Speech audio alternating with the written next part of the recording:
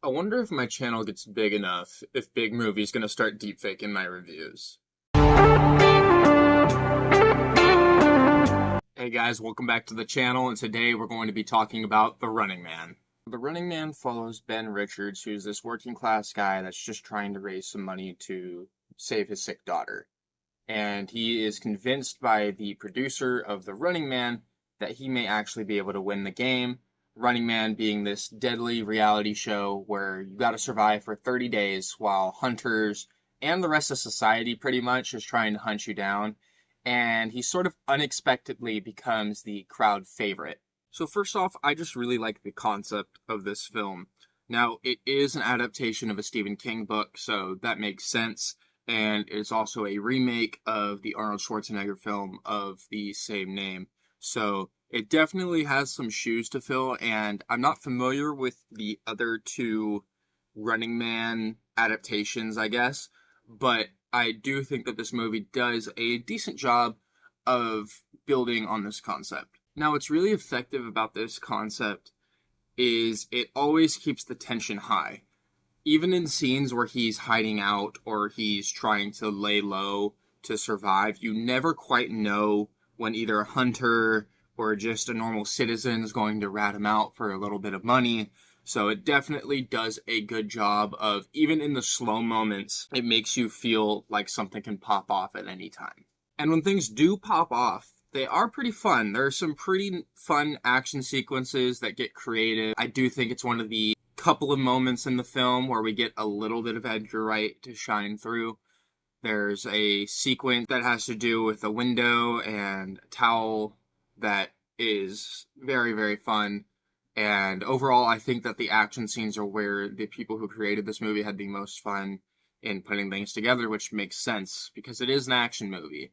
So definitely did a good job of the action, keeps you engaged, keeps you glued to the screen. Another thing I really enjoyed is the world that this movie builds up. It definitely does a good job of creating a believable sci-fi setting. A lot of movies that are set in this dystopian type of environment go a little too far, in my opinion, sometimes, where it doesn't seem like this is a realistic place for humanity to go, which doesn't take away from those movies necessarily, because sometimes that's not what they're going for.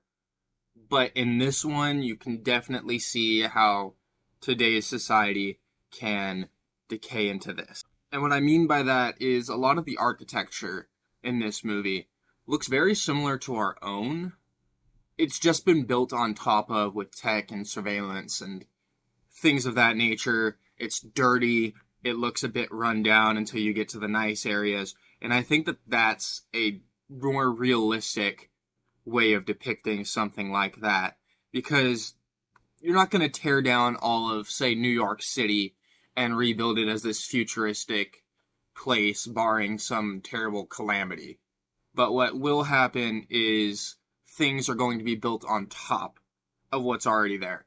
And so I think it does a good job of immersing you into the dystopian future that it's trying to depict by making it a realistic step forward. And building off of that realism, I think that the movie does some interesting things when it comes to what it says about narratives and what it says about how things are spun to pit people against each other. Because there are lots of moments in the movie where they basically try to make Ben look like the worst person in the world in order to get the rest of society to turn on him and make him out to be the bad guy. And I do think that that is something that can be examined in our own society when it comes to social media, or when it comes to news, or it comes to basically anything televised, widely distributed, anything like that. It becomes very easy to see something and very easily make up your mind off of a person by seeing one thing. And while the movie definitely pulls its punches when it comes to actually taking a full-blown stance on that, I do think that it does a decent job of raising the question and making you think about it a little bit, even though I think it wanted to be an action movie first and have a little bit of a message second. Now on to the performances.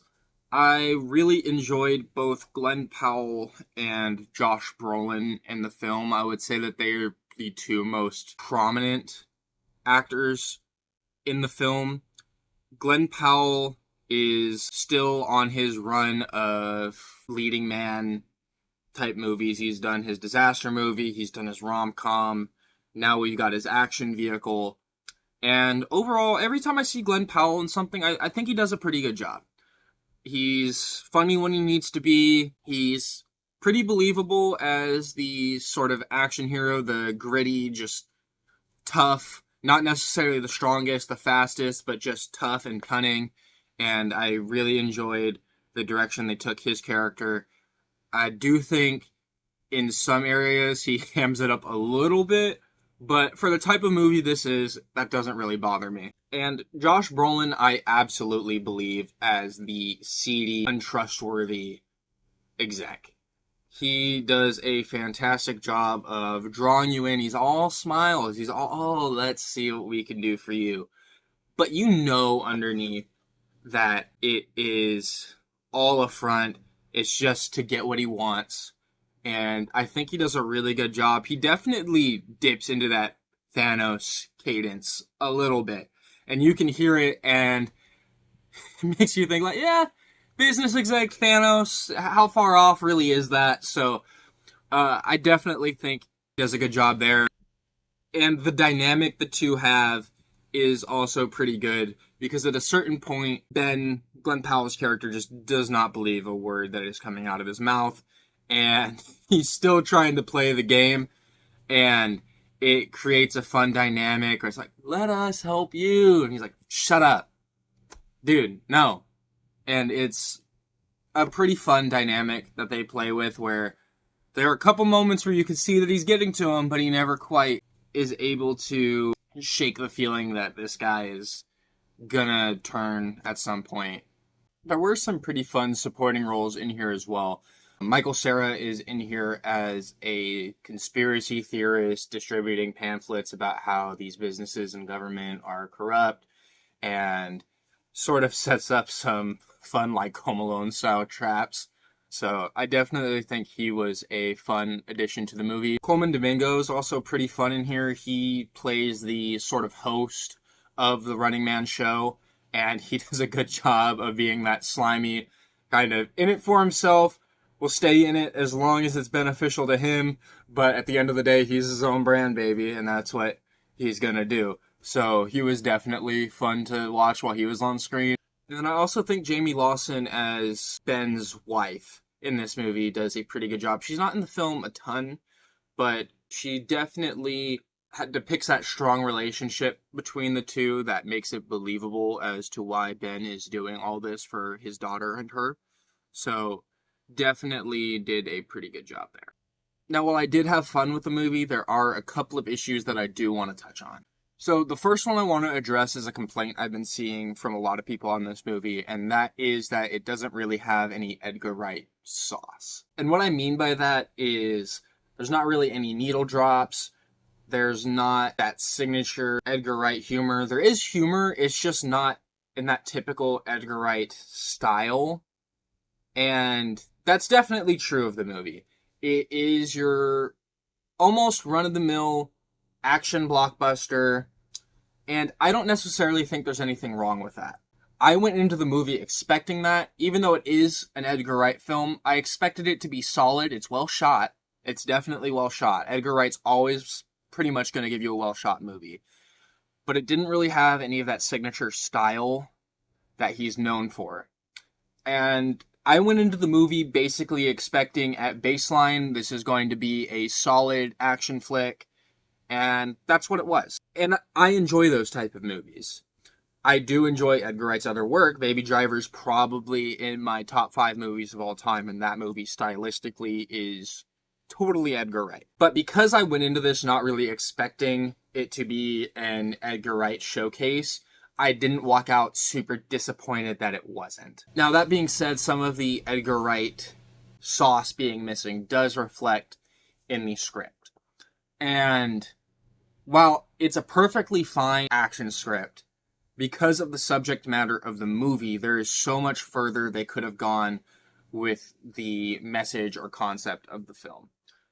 And it doesn't really do that. It kind of pulls its punches in some places when it could have really, really gone for it. And I think just because of the nature of it being an action movie, and I believe it was produced by Amazon, I don't think it was ever going to go for the jugular in that way. And while I didn't walk out disappointed because of it, I definitely walked out feeling like there could have been just a little bit more there. I also do think there is a little bit of contrivance in the plot. There are moments where his back is up against the wall and a new character shows up to help him. And it happens multiple times in the film. I understand it happening once, but it happens a few times where he is out of options and, this person shows up that can hide you or can give you this thing that's going to help you out, or just gives him a way out that isn't based on anything that he's done. And there's not necessarily anything wrong with that, but, maybe show that, this person's into the game and they're following him and they, are planning on helping him, or just something that makes it feel a little less contrived. The other sort of contrived thing that happens a few times in the movie is these hunters that are following him and trying to take him down, that are supposed to be these elite, best of the best soldiers, have total stormtrooper aim. There are times where he is in a completely open space, not really much cover, and they miss, like, every shot. Every shot. And I just don't think that that is realistic. They didn't have to, win or beat him or anything like that, but they could have hit him once and, kind of put him out of commission for a little bit, or they could have not filmed it that way. But there was a point where I was sitting there thinking there's no way that they didn't hit him.